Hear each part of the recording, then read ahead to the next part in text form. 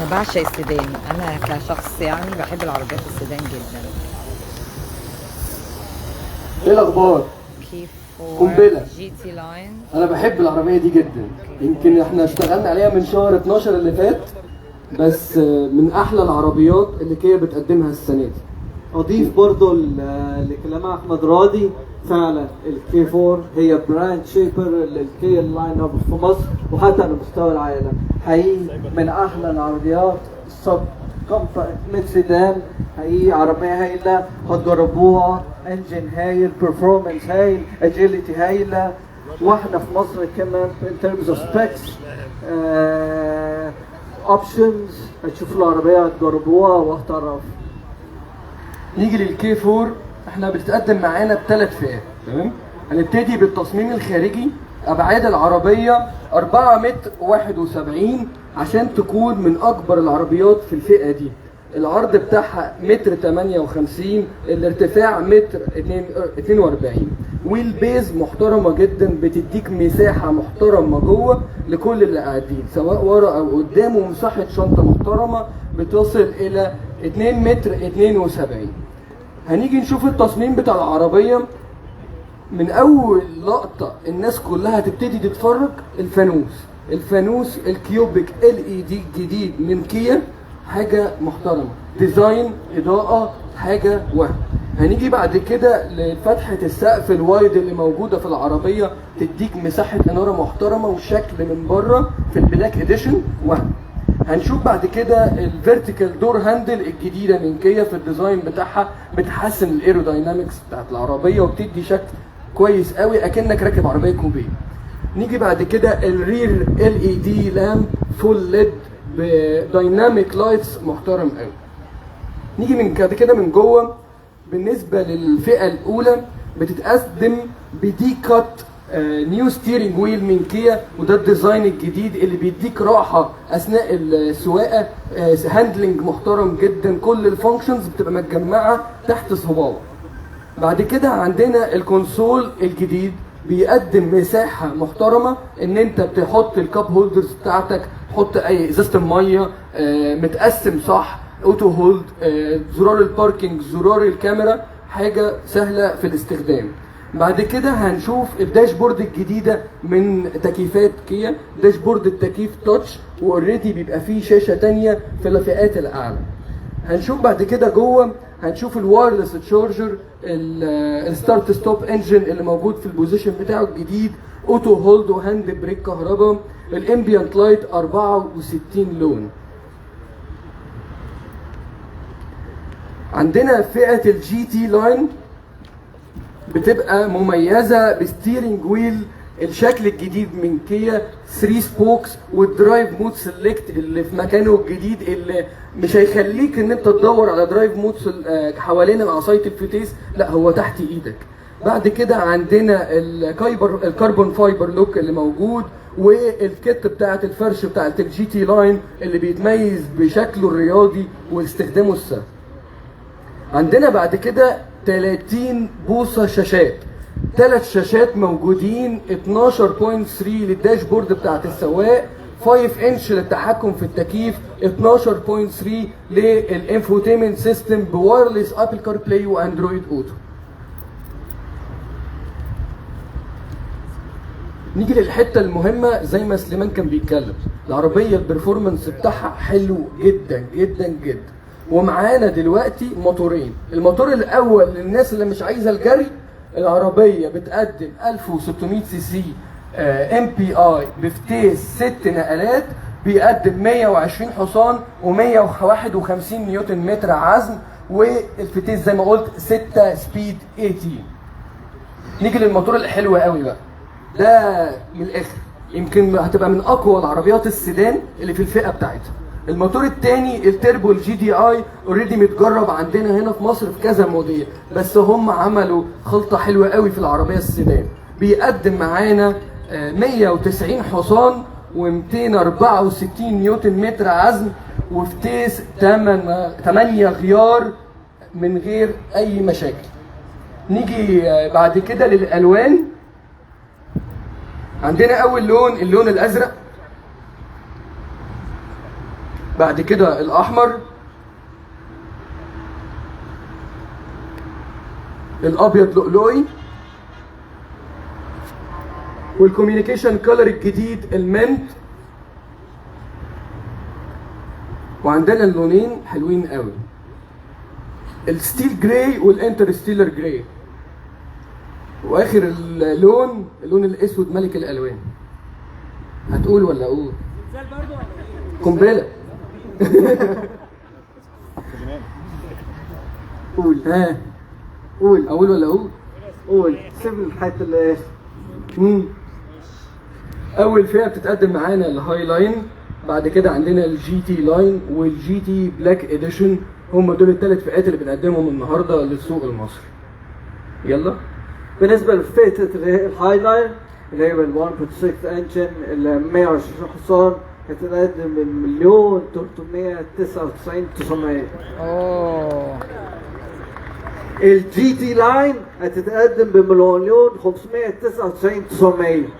والجي تي لاين بلاك اديشن هتتقدم ب 1,749,900. ايوه 2 جي تي لاين باكجز. اللي حابب يتفرج على العربيات احنا اوبن ان احنا للناس تتفرج وتشوف الكواليتي الجديده والديزاينز الجديده من كده. شكرا جدا ليك.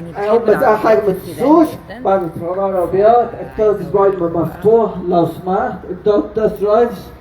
وبعد كده اهم فجأة عندنا هتكون في نهاية اليوم. شايفين بقى؟ انا بس عايزه اوريكم التفاصيل. عايزه اقول لكم احنا اول ناس نفتح العربيه. شكرا سليمان، شكرا راضي، واللي هيكونوا معانا بعد شويه تاني زي ما هما بيقولوا لازم تفضلوا موجودين معانا لاخر سهرتنا النهارده. في فري ان انتوا تكونوا بتتفرجوا على العربيات، وطبعا التراك مفتوح علشان يكون في تيست درايف لكل حضراتكم. الوقت كده ولكن في وقت انا طبعا هيكون لمسه لازم الخامه كلنا العربيه نتجمع فيه هنا مره تانيه تو علشان تونز. نبدا بقيه سهرتنا. حلوه الديركسيون، خطير يا جماعه، خطير. يعني اللون ولون يعني حاجه ثانيه خالص. وبعدين برضو ايه عايزه اوري لكم، شايفين الشاشه؟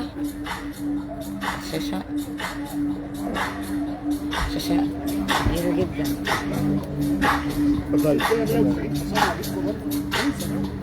وانا اللي خليتكم المسافه برضو معقوله جدا، حاسه انها واسعه. وهنا طبعا في حته اللونين دي رائعه.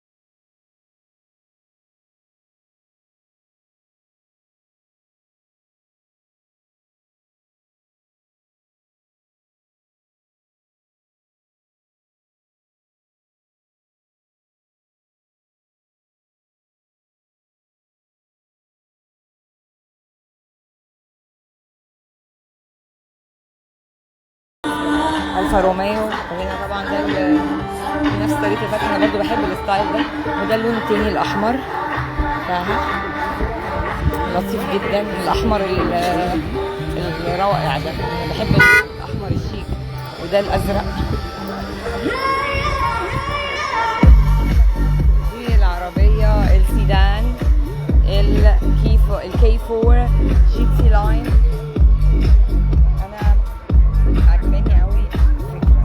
خلينا بقى ايه نرجع مع بعض واوريكم العربيه الثانيه، عربيه الاس يو في اسمها السيلتوس. هي بقى برضو في 3 الوان.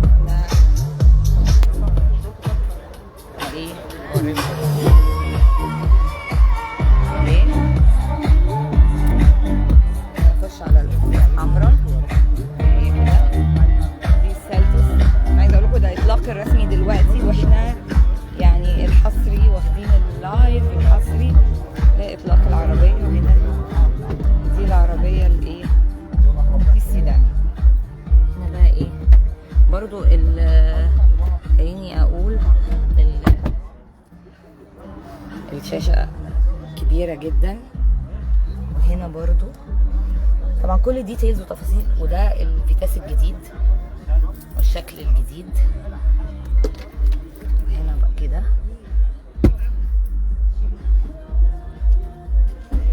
دلوقتي اطلاق الرسمي في مدينة العالمين. شايفين بقى التفاصيل بتاعت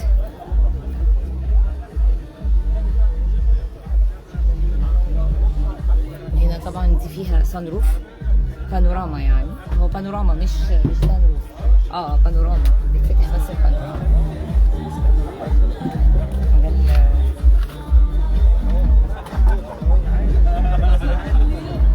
بس ايه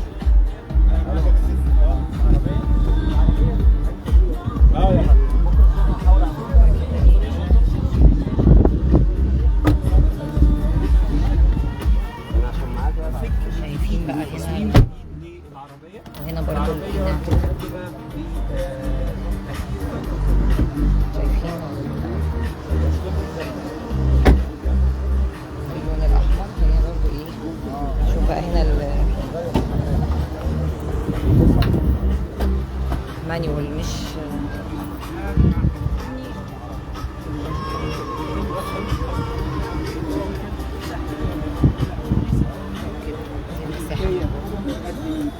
في العربية مع عدد يعني هي الحقيقة انها عائلية وحلوة.